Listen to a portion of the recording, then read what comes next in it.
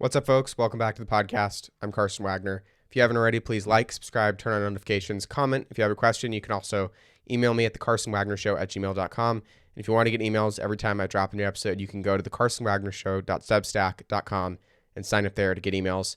Again, that's thecarsonwagnershow.substack.com.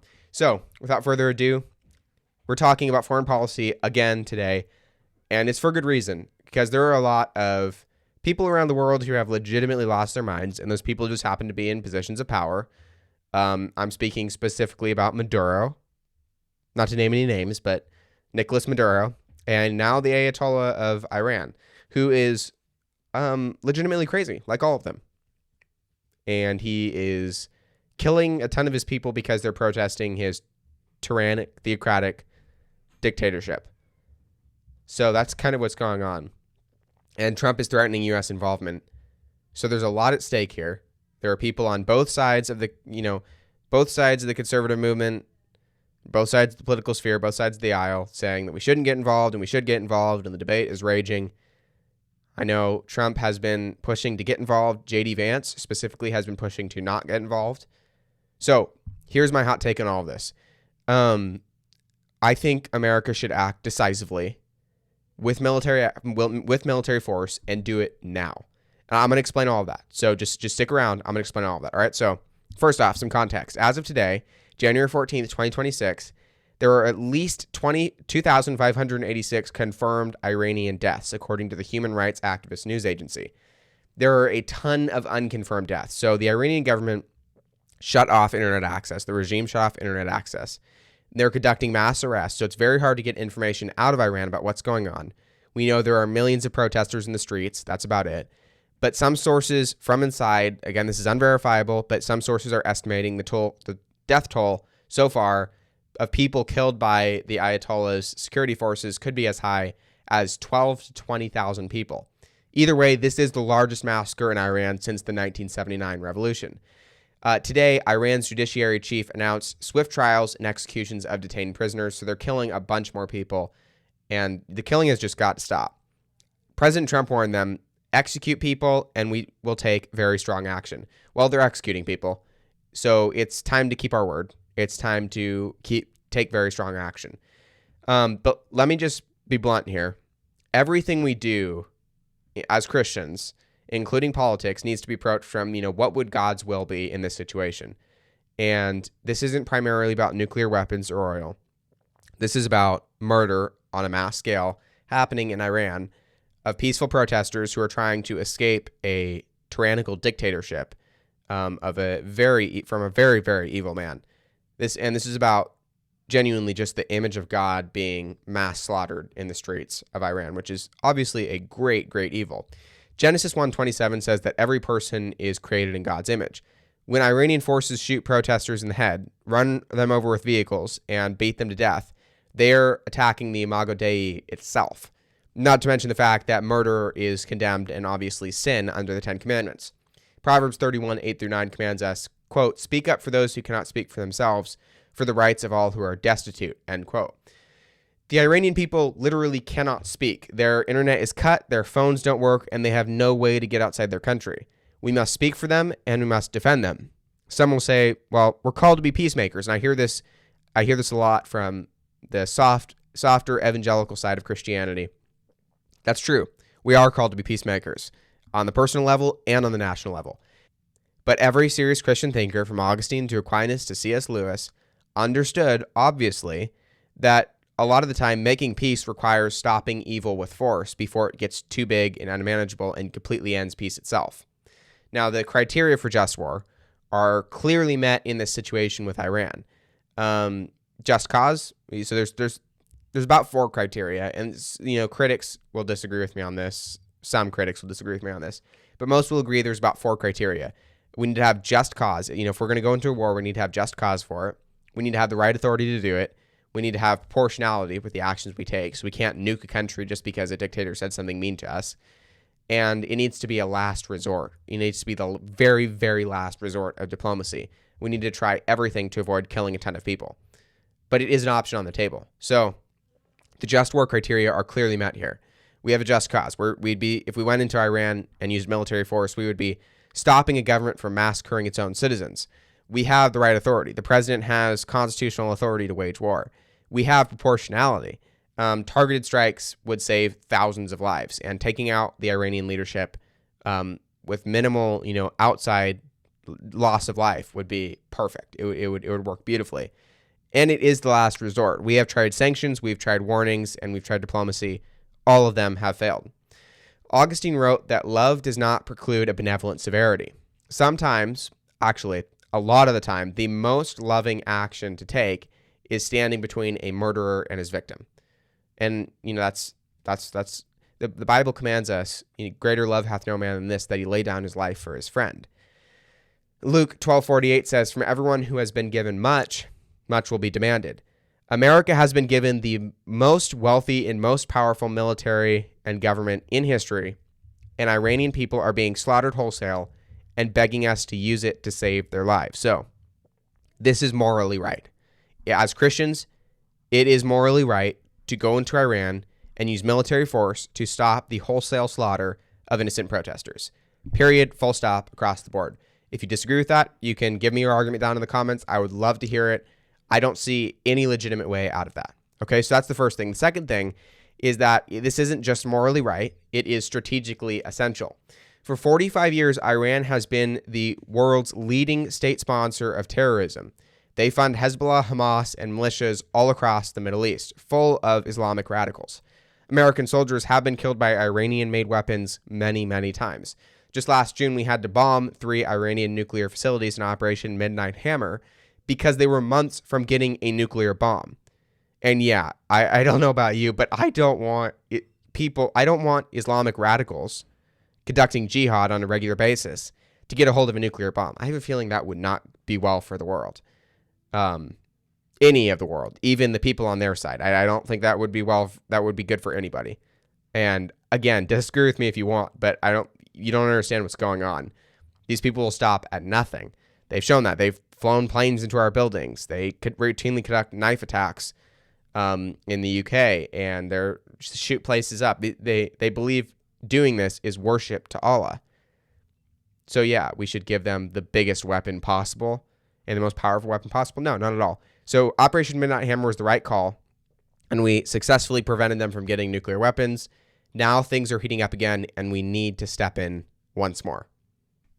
But here's the crucial point in all of this, and the strategic value of hitting Iran with military force while we can to save the protesters. The regime is at its weakest since 1979. Their economy has collapsed. The rial, their equivalent of our dollar, has hit record lows. Their proxy militias are absolutely decimated, and now millions of their own people are in open revolt. And this is a country that hates us, that we've been wanting to overthrow the regime for many, many years. So this is the moment of maximum leverage. When your enemy is weak and your cause is just and innocent protesters being slaughtered wholesale in the streets, hesitation is strategic malpractice. Let's put it that way. Hesitation is strategic malpractice. If this regime falls, it will fundamentally reshape global power. Iran is absolutely critical to China and Russia. Another reason that we should hit it very, very hard and very, very fast. Beijing needs their oil, and Moscow needs their drones. A free Iran would be a catastrophic blow to both authoritarian powers, both of our enemies who hate us and want to see us blown off the surface of the earth. And again, let's talk deterrence here. Every warning we issue without follow-through tells every dictator on earth that America does not mean what it says. This is so huge, and this is so, so important. We warned Iran about killing protesters. They have killed thousands. If we do nothing now, why would North Korea take our threat seriously? Why would Putin? Why would Xi Jinping? Strength deters and weakness invites aggression. That's not politics. That is directly from 5,000 years of human history. And that's, if you make a claim, you need to follow through on it, especially when the world is quite literally at stake. So what should we do? We need to do immediate military action. First, targeted airstrikes on security forces that are conducting the massacre. We need to hit IRGC command centers. We need to hit Basij militia facilities. We need to hit government buildings that are coordinating the crackdown. We need to make it absolutely impossible for the government to continue killing protesters. Second, we need to establish a no-fly zone over protest areas. prevent them from using helicopters or aircraft to target civilians like they're doing. Third, we need to bring in cyber operations, bring in our cyber people to restore the internet so we can have current intelligence coming out of Iran and the world can see what's actually going on. We need to break their communications blackout completely. And fourth, we need to provide direct support to the protesters. We need to give them medical supplies, communications equipment, and intelligence on regime movements. This works because we're not invading Iran and we're not occupying. We are providing support to Iranians who are already fighting for their own freedom. Iranian citizens who know what it's like, they're on the ground, and they're already doing their own thing. They're doing the hard work. They just need us to neutralize the regime's military advantage. Our military is the most powerful ever assembled. The Iranian regime's forces are demoralized, divided, and losing the fight. Iran has threatened to strike our bases multiple times. Let them try. Our Air Force can achieve air superiority in a matter of hours. The end game is, of course, a free and democratic Iran. The end game is a country where Christians aren't persecuted, where women aren't oppressed, where basic rights are respected, and theocracy is not the name of the game. This isn't fantasy. Iran actually had a functioning government before 1979. Iranians are highly educated, and they are desperate for freedom. And as you can see, they're determined to have it, even if it costs thousands of lives. They're waving the pre-revolutionary flag now, which is that one with the lion on it, and they're chanting for liberty. A free Iran will transform the Middle East. It will cut off terrorism funding. It will remove the threat to Israel. It will disrupt China and Russia's plans, and it proves democracy can thrive in a Muslim world. And we can turn it into a first world country. This is not hard. But these protesters need the ability to actually fight back, and we have to help them out. And it's a moral imperative. It is a strategic imperative, and it's just good foreign policy. So let me answer a few objections to this. There are people who are saying, well, we can't afford another war. So we're not talking about Iraq or Afghanistan. We're talking about targeted strikes, and trust me, just a few of them, and the Ayatollah, if he's still alive, is going to be begging for mercy. We're not talking about occupation. Can we afford not to act? I think should be the question. The question isn't, can we afford another war? The question is, can we afford not to act? What is the cost of a nuclear Iran in another 5 years? What is the cost of this regime remaining in place? And what is the cost of another 9/11 from Iranian-backed terrorists getting help from this current regime that hates us? So that's my response to that objection. The second one is, it's not our problem. Tell that to the Iranian Christians being persecuted. And how is it not our problem? How is it not our problem? We're human beings. There are other human beings getting murdered. Why are we not doing something about it? And as Christians, it's even more so. There are Iranian Christians being slaughtered wholesale. I want you to tell that to the mothers who are currently searching morgues for their children's bodies. As Christians, we don't get to say not our problem. I'm sorry, it doesn't work that way. When we can stop a massacre, we need to stop a massacre. The Good Samaritan didn't walk past because the victim wasn't part of his tribe. Other people are saying, what if it escalates? What if Russia and China get involved? Well, Iran threatens us constantly. What you have to realize is things have already escalated. They're already to that point. So let them continue to escalate. Sometimes the greater risk is doing nothing. And if we neutralize Iran right now, China and Russia are going to get the message. They're not going to go into all-out war with us. They're terrified of our nukes. And the nuclear deterrence is going to hold, I believe, for at least the time being. So what we need to do is neutralize Iran and show Russia and China that we're not playing around anymore. This is not a joke. This is life and death. If we let Iran continue to balloon and expand in this regime to massacre hundreds of thousands of protesters, as it eventually will if these protests just keep going and keep going and keep going, that will be a greater evil. Chamberlain, when World War II was starting, he chose appeasement to avoid the war. But Churchill knew that confronting war early costs less than confronting it later. And he got involved and he saved the world. Other people will say, we need to focus on home. We need to be America first, and we need to not involve ourselves in the world. False choice. That's a false dichotomy. You don't have to get involved or be America first, and only I hate that term, America first. I'm America first just as much as Nick Fuentes is America first, or Tucker Carlson is America first. But there's a false dichotomy that they're presenting. We don't have to only be involved here or only be involved in the world. That's a completely false dichotomy. And it's set up by these people because they have ulterior motives. We can secure our border and we can defend freedom abroad. We can fix our economy and we can fulfill our moral obligations. Besides, you realize many of our internal problems, like energy prices and terrorism threats, are directly connected to outside things, like Iran's activities, for example. So, folks, in conclusion, history gives us moments where right and wrong are crystal clear. This is one of them. At least 2,500 people, possibly many more, have been murdered for wanting freedom, the same way we were killed for wanting freedom in the Revolutionary War. They're not asking us to do it for them. They are willing to die for it. They're just asking us to level the playing field. We serve a God who loves justice and executes justice for the oppressed.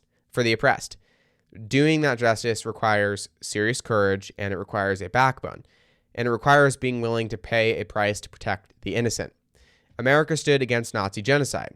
We stood against Soviet tyranny. We stood against Saddam's use of chemical weapons. We stood against ISIS beheading Christians wholesale. Now it is our job to stand with Iran's people in their hour of greatest need. President Trump has the authority, he has the capability, and the moral justification to conduct military strikes on the Republic of Iran and help the protesters. Christians, here's the imperative here. So listen to this. Christians must be the loudest voices calling for action. Not because we love war, we hate war, and we hate the death that it brings, but we recognize that sometimes conflict is necessary to prevent a greater evil. And we recognize that, again, the most loving thing is standing between an attacker and his victim. Again, greater love hath no man than this, and that he lay down his life for his friend. The Iranian people are crying out. Trump promised them help is on the way. Let's make sure he keeps that promise. Contact your representatives, make noise, and pray for Iran's people, pray for our leaders, and pray for justice to prevail. Once again, I'm Carson Wagner. This is The Carson Wagner Show.